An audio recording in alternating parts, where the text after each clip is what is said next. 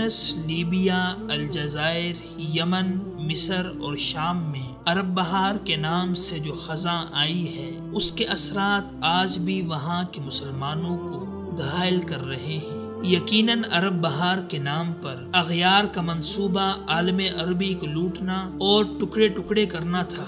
دیکھا جائے تو تیونس، الجزائر اور مصر میں فی الوقت اگرچہ اغیار اپنے منصوبے میں کامیاب نہ ہو سکے ہیں، لیکن بہرحال عوام کو ایک دوسرے کا دشمن بنا کر ان ممالک کو مستقل بدامنی کے شکار کر دیا گیا ہے، جبکہ لیبیا اور شام میں اغیار نہ صرف اپنے مذموم منصوبے میں کامیاب ہوئے ہیں بلکہ ان ممالک پر مکمل نہ صحیح تو کافی حد تک قابض بھی ہو چکے ہیں۔ اس میں شک نہیں ہے کہ عرب بہار سے سب سے زیادہ نقصان انبیاء کی مقدس سرزمین شام کو پہنچا ہے، جہاں 6 لاکھ کے قریب مظلوم مسلمان شہید کیے جا چکے ہیں اور 1 کروڑ کے قریب شامی مسلمان بے گھر ہو کر اپنی جان بچانے کے لیے دوسرے ملکوں میں پناہ لینے پر مجبور ہو چکے ہیں۔ دیکھا جائے تو گزشتہ 6 سالوں سے جہاں یہ مظلوم شامی مہاجرین اپنے گھروں سے بے گھر ہوئے ہیں اور رشتہ داروں سے بچھڑے ہیں،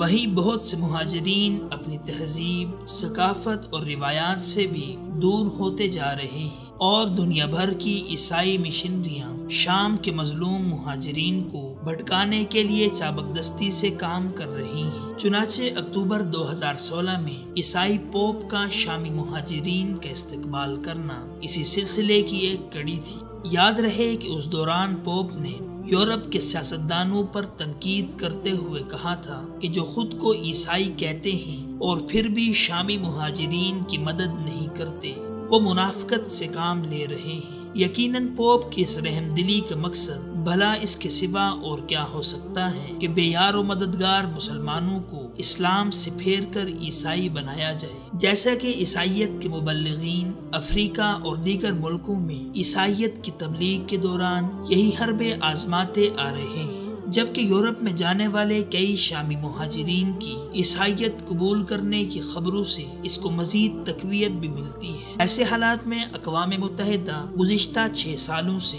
جب شامی جنگ کے حل کے لیے کچھ نہیں کر سکا تو لاکھوں مہاجرین کے لیے بھلا کتنی سنجیدہ کوشش کر سکتا ہے۔ اس لیے اصل کام پوری دنیا کے مسلمانوں کا ہے کہ وہ اپنے مظلوم بھائیوں کی مدد کے لیے آگے بڑھ کر اپنا کردار ادا کریں۔ اگرچہ ترکی، قطر اور سعودی عرب نے شامی مہاجرین کی مدد کے لیے جو کوششیں کی ہیں وہ یقیناً قابل ستائش ہیں، لیکن چند ممالک کی تنہا کوشش سے کچھ نہیں ہو سکتا۔ بس 1 کروڑ کے قریب مہاجرین کی مدد کے لیے پورے عالم اسلام کو متحرک ہونا ہوگا، بالخصوص پاکستان کو اپنے شامی مظلوم بھائیوں کی مدد کے لیے کردار ادا کرنا ہوگا، کیونکہ یہی وہ واحد ملک ہے جو اسلام اور مسلمانوں پر آئے مشکل وقت میں اپنا اہم کردار ادا کرتا ہے۔ اس لیے حکومت پاکستان اور ہر پاکستانی بلکہ ہر مسلمان کا یہ فرض بنتا ہے کہ وہ اپنے شامی مسلمان بھائیوں کی مدد کے لیے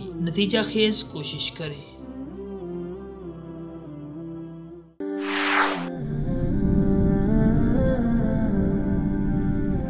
وصال اردو، حق کا راہی